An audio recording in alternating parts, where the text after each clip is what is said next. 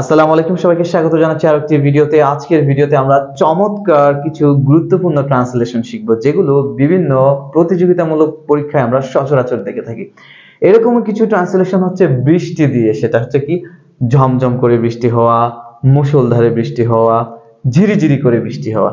এগুলো আপনারা অনেকে জানেন। আজকে আমরা এগুলো একটু অন্যভাবে শিখবো। সেটা কেমন দেখে নেওয়া যাক। প্রথমে আমি যদি বলি যে ঝমঝম করে বৃষ্টি হওয়া, এই যে ঝমঝম, এটার ইংরেজি কি বলেন তো? এটার ইংরেজি হচ্ছে ইনটরেন্স। কি বললাম? ইনটরেন্স। কি বললাম? ইনটরেন্স। সো ঝমঝম করে বৃষ্টি আসলো, তাহলে ইংরেজি হবে the rain came down in torrents. The rain came down in torrents. আর যদি বলি যে ঝমঝম করে বৃষ্টি হচ্ছে, তাহলে হবে the rain is coming down in torrents. The rain is coming down in torrents. ঝমঝম করে বৃষ্টি হচ্ছে। অথবা এরকম হতে পারে it's raining in torrents. It's raining in torrents. ঠিক আছে, এবার আসা যাক ঝিরিঝিরি করে বৃষ্টি হওয়া। যেমন ঝিরিঝিরি করে বৃষ্টি হলো, তাহলে ইট ড্রিজলড। ইট ড্রিজলড। ঠিক আছে না? ঝিরিঝিরি করে বৃষ্টি হলো। আর আমি যদি বলি যে ঝিরিঝিরি করে বৃষ্টি হচ্ছে, তাহলে it's drizzling. It's drizzling. It's drizzling.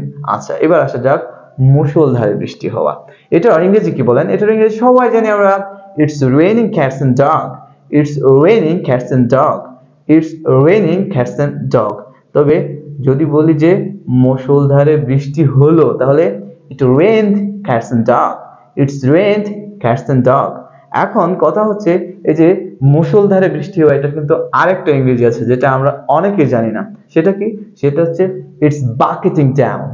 Bucket down মানে বালতিকে উপর করে দিলে প্রচুর পরিমাণে পানি পড়বে না, তার মানে হচ্ছে ইটস বাকেটিং ডাউন। আর মানে হচ্ছে মুষলধারে বৃষ্টি হওয়া। আশা করি ভিডিওটি আপনাদের ভালো লেগেছে। এতক্ষণ সাথে থাকার জন্য অনেক অনেক ধন্যবাদ। ছোট্ট একটা রিকোয়েস্ট, একটু হলেও যদি ভিডিওটি ভালো লেগে থাকে, তাহলে অবশ্যই সাবস্ক্রাইব করতে ভুলবেন না। কৃতজ্ঞ থাকবো। আল্লাহ হাফেজ।